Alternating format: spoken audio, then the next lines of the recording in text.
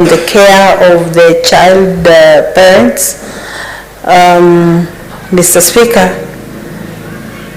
as a parent and as a leader also, it's scary to imagine the situation of children getting children.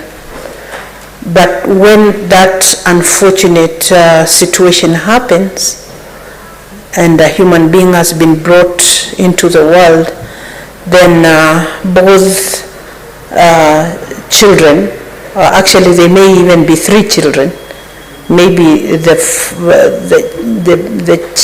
father of the child and the child involved are all children. So there may be a situation of dealing with around 3 children. It's a very scary situation, but then these are human beings, these are people whose lives were still in formation, who needs to care from parents and from community and from law enforcers and from the government of the day, Mr. Speaker. And so, Mr. Speaker, I support that these children need to be given a conducive environment, be it in schools and also at home, and maybe in situations where these children don't have parents, but they have now children, maybe there should also be shelters that where these kids can be taken care of, Mr. Speaker. Mr. Speaker, I do agree with all the colleagues who have put caution that this does not mean we are encouraging children to get babies. We are addressing a situation that may not be a normal occurrence, but that needs to be taken care of by law, Mr. Speaker. And so, Mr. Speaker, these children will need care, and it is also good to say, to take this opportunity to say that in most situations you find where a young man, a young boy, who is still underage, is the law is used, to punitively, very harshly on the boy, who also, just like the girl, was not, in a position to make proper decisions, Mr. Speaker. And so I will say that, boys should not be, the law should not be applied punitively on the boy child. Both the boy and the girl may need rehabilitation, may need to be taken back to school, and the child that has been brought forth is taken care by society, Mr. Speaker.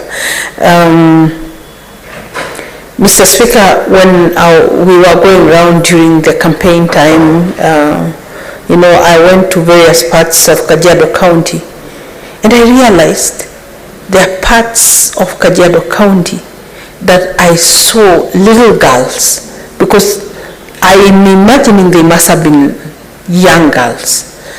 Because it cannot happen that in a whole crowd, so many women were small-bodied. For me, my conclusion was that these are young girls. And they were all having babies. They were either carrying babies on their backs or they are expectant. And it shocked me that a whole community looked like that. Babies carrying babies, It shocked me, Mr. Speaker. It shocked me so much.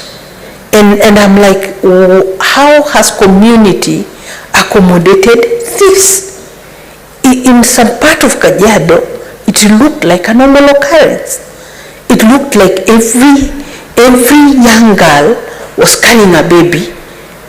If not carrying, then she's expectant. Yet this is a community that we expect chiefs to be in that part of the country and should be enforcing the law and making sure that teenage pregnancies are discouraged. to me there was a part I really don't want to mention, but I think privately we can talk with the administration, because it shocked me, Mr. Speaker.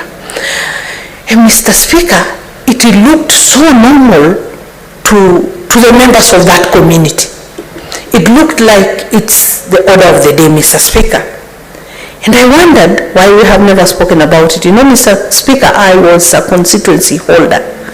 So, for 10 years, Mr. Speaker. But in my constituency, Kajiado East, I had not seen such a situation. So it shocked me to know that in some parts of Kajiado, life is very, very different. And a lot of leaders are silent about this. And that is why I thought more than ever before, maybe Kajiado will needs a mother as a leader, as a county, as a governor, because then mothers will bring out some of these issues. There are a lot of issues that, it's sorry to say, and I don't intend to be biased, but there are many issues that male leaders will sweep under the carpet, Mr. Speaker. Because I've never heard anybody speaking about it, but I saw a huge problem in Kajiado that needs to be addressed, Mr. Speaker. And so I think the Mirage law is well-meaning.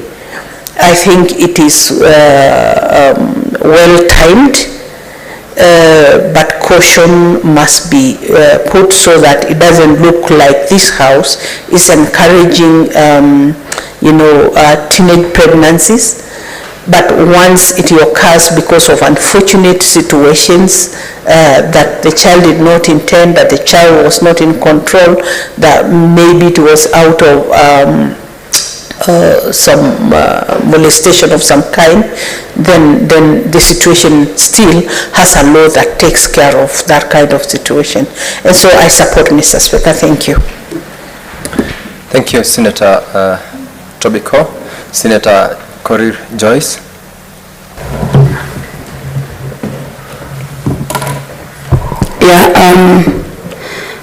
Thank you very much, Honorable Speaker.